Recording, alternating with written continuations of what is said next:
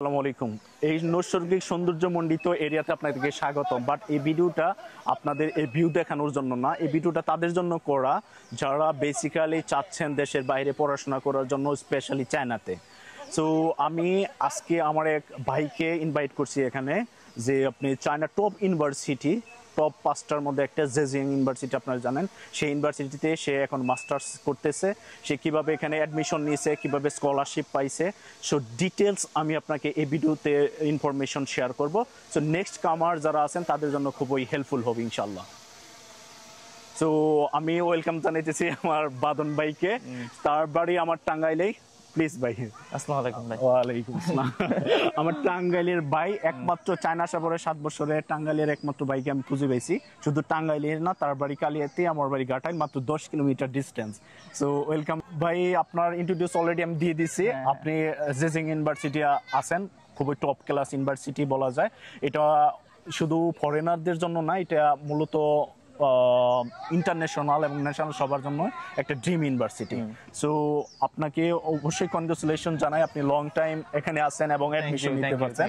So মাস্টার্সে admission পাওয়া এরকম একটা ইউনিভার্সিটি রিয়েলি টাফ। সো আপনি এই ইউনিভার্সিটিতে আছেন, খুবই খুবই খুশি আমি ব্যক্তিগতভাবে। আমার টাঙ্গাইলের ভাই একটা টপ ক্লাস ইউনিভার্সিটিতে পড়ে, শুধু চায়না না, এটা ওয়ার্ল্ডের একটা টপ ক্লাস ইউনিভার্সিটি। সো খুবই অ্যাপ্রিসিয়েট করি, এটা আপনার ডেডিকেশনে অবশ্যই ছিল।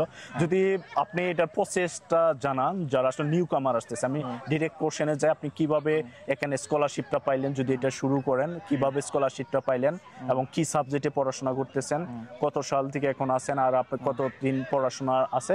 সো যদি আমার পরিচিত যারা আসলে আমার ফ্রেন্ড লিস্টে আছে, এরা অনেকেই চায় তাদের সন্তান, ভাই বা নিজে পড়াশোনা করার জন্য চায়না আসার জন্য, সো তাদের জন্য যদি ইনফরমেশন গুলো শেয়ার করতেন। সো প্রথমে ভাই আপনাকে অনেক ধন্যবাদ আপনার ভিডিওতে আনার জন্য। আমি নরমালি আসলে প্রিপেয়ার্ড ছিলাম না, তো ভাই বললো যে এই ধরনের ভিডিও করলে মানুষজন অনেক উপকৃত হবে। সো এই কারণে মেইনলি একটা ইনফরমেটিভ ভিডিও স্টুডেন্টদের জন্য, স্পেশালি যারা চায়নাতে পড়াশোনা করার জন্য আসতে চান। সো প্রথমেই হচ্ছে ভাই আমার ভার্সিটি সম্পর্কে বললো, যে আমি বলবো যে আমি খুবই লাকি যে এত ভালো একটা ইউনিভার্সিটিতে হচ্ছে পড়াশোনা করতে পারতেছি। আর হচ্ছে যে প্রসেসিং এর ব্যাপারটা বললো, নর্মালি এখন দেশের বাইরে পড়তে গেলে যে এজেন্সি ধারস্থ হয় মানুষ, এজেন্সিটা ইম্পর্টেন্ট যে ইনিশিয়াল পর্যায়ে, কিন্তু চায়নার ক্ষেত্রে আমি স্পেসিফিক চায়নার কথা বলতেছি, কারণ যেহেতু আমি চায়নাতেই পড়তেছি শুরুর থেকে, আপনার হচ্ছে ব্যাচেলর এখানে করছি, এখন মাস্টার্স করতেছি। সো যারা চায়নাতে পড়াশোনা করার জন্য মনস্থির করছেন, আমি মনে করি প্রথমেই হচ্ছে আপনি সিলেক্ট করবেন যে কোন সাবজেক্টে আপনি পড়তে চাচ্ছেন। তারপর হচ্ছে আপনি স্পেসিফিক ভার্সিটি খুঁজে বের করবেন যে এই ভার্সিটিতে এই সাবজেক্টটা এরকম আছে। আর আরেকটা কুইক জিনিস যেটা হচ্ছে যে অনেকে পাওয়া যায় না, সবাই মানে ব্যস্ত থাকে অথবা কেউ জানে না। একটা মানুষ ধরেন আপনি চায়নাতে পড়াশোনার জন্য হচ্ছে চিন্তা করতেছেন, কিন্তু হচ্ছে জানেন না কার সাথে যোগাযোগ করবেন। সো সেই ক্ষেত্রে আমি বলবো যে সোশ্যাল মিডিয়াগুলো আছে, ফেসবুকে অনেক বিভিন্ন গ্রুপ আছে, সেখানে হচ্ছে আপনি মানে রিয়েল যে ফিডব্যাকটা পাবেন মানুষের কাছে, যে চায়না ভিত্তিক অনেক গ্রুপ আছে, গ্রুপগুলোতে পোস্ট করলে ধরেন যে আমি অমুক সাবজেক্ট অমুক ইউনিভার্সিটিতে হচ্ছে এই সিটিতে আমি যেতে চাচ্ছি, এটা কেমন হবে আমার জন্য।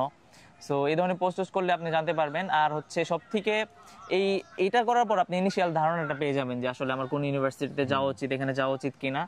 আর তারপর যেটা হচ্ছে যে মানে অনেকে বলে যে ভাই ইউনিভার্সিটি সম্পর্কে ইনফরমেশনটা কিভাবে খুঁজে বের করবো, এই সাবজেক্টে কি কি আছে, কেমনে কি। ইন টোটাল এক কথায় হচ্ছে ভার্সিটির ওয়েবসাইটে A to Z how to apply, কোন সাবজেক্ট, মানে সব কিছু ইন ডিটেলস আছে। শুধু জাস্ট একটু আপনার কষ্ট করে ওয়েবসাইটটা পড়তে হবে, তাহলে আপনি সব ইনফরমেশন পেয়ে যাবেন। সো এটাই হচ্ছে ইনিশিয়াল প্রসেসিং। আর চায়নার ক্ষেত্রে ভিসা প্রসেসিংয়ের ক্ষেত্রে অতটা জটিলতা নাই আমি মনে করি। তো ধীরে ধীরে চায়না অনেক টাফ হচ্ছে। যেমন চায়নাতে আসার আগে আরেকটা ইম্পর্টেন্ট জিনিস মাথায় রেখে আসবেন, সেটা হচ্ছে যে চাইনিজ ল্যাঙ্গুয়েজ। আমাদের ব্যাচেলরের সময় যে এটা রিকোয়ারমেন্ট ছিল না, যে এইচএসকে, যে চাইনিজ ল্যাঙ্গুয়েজ এক্সাম যেটা আছে, যে এইচএসকে এক্সাম, এটা রিকোয়ারমেন্ট ছিল না, কম্পালসারি ছিল না। কিন্তু এটা আমি যতটুকু জানি 21, 22, 23 থেকে হচ্ছে যারা ব্যাচেলরে আসে ওদের জন্য মানে কম্পালসারি করছে। সো আপনি যতক্ষণ পর্যন্ত না হচ্ছে এইচএসকে সার্টিফিকেট হচ্ছে হাতে না পাবেন, ততক্ষণ পর্যন্ত আপনার একাডেমিক শেষ হয়ে গেলেও হচ্ছে আপনি সার্টিফিকেটটা পাবেন না, মানে অফিসিয়ালি গ্রাজুয়েট হতে পারবেন না। সো এটা হচ্ছে টোটাল চায়নার সিন। আর হচ্ছে ভার্সিটি সিলেকশনের ক্ষেত্রে আপনারা একটু যে হাই র্যাঙ্কিং এবং ইন্টারন্যাশনাল স্টুডেন্ট হ্যান্ডেলিংয়ে যারা ভালো, এইগুলো একটু খোঁজ খবর নিয়ে আসবেন, তাহলে আমি মনে করি কোনো সমস্যা হবে না। যে আরেকটা বিষয়, আপনার যে আপনি স্কলারশিপ পাওয়ার জন্য কি প্রফেসরদের সাথে কমিউনিকেট করতে হয়েছিল? হ্যাঁ, চায়নাতে স্কলারশিপের ব্যাপারটা মানে খুব ইম্পর্টেন্ট।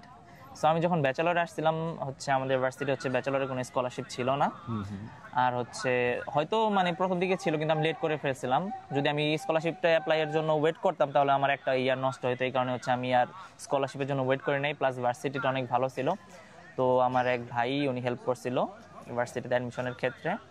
আর স্কলারশিপের ক্ষেত্রে ধরেন চায়নাতে ব্যাচেলরে আপনি ভালো স্কলারশিপ নিয়ে আসবেন, মানে সব মানে পুরোটা স্কলারশিপ এরকমটা আশা করেন না। আর যে সমস্ত ইউনিভার্সিটিতে পাবেন স্কলারশিপ, মানে পার্শিয়াল স্কলারশিপ আছে, ইউনিভার্সিটি স্কলারশিপ আছে, সেগুলো মানে খুবই কন্ডিশনাল ফুল।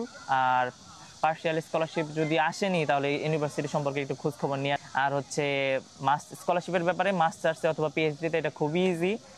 দুই টাইপের স্কলারশিপ আছে, একটা হচ্ছে government scholarship, Chinese CSC scholarship, আর বাকি স্কলারশিপগুলো হচ্ছে আপনার ইউনিভার্সিটি স্কলারশিপ আছে, আরও বিভিন্ন প্রভিন্স মানে আলাদা আলাদা প্রদেশে আলাদা বিভিন্ন রকম স্কলারশিপ আছে। এইগুলো ইন ডিটেলস শুধু ভার্সিটির ওয়েবসাইট, জাস্ট একটু কষ্ট করে পড়াশোনা করলেই মানুষ সব ইনফরমেশন পেয়ে যাবে।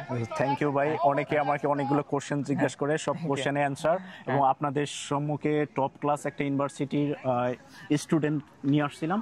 যদি আপনাদের আরো কোনো কোশ্চেন থাকে আমার সাথে যোগাযোগ করবেন ইনশাল্লাহ। ধন্যবাদ ধন্যবাদ। থ্যাংক ইউ, থ্যাংক ইউ আপনারা যারা ভিডিওটা দেখলেন। এটা আমি বাদন ভাইয়ের সাথে এই ইনফরমেশনটাই গ্যাদার করলাম এবং আমার এক্সপিরিয়েন্সটা শেয়ার করলাম।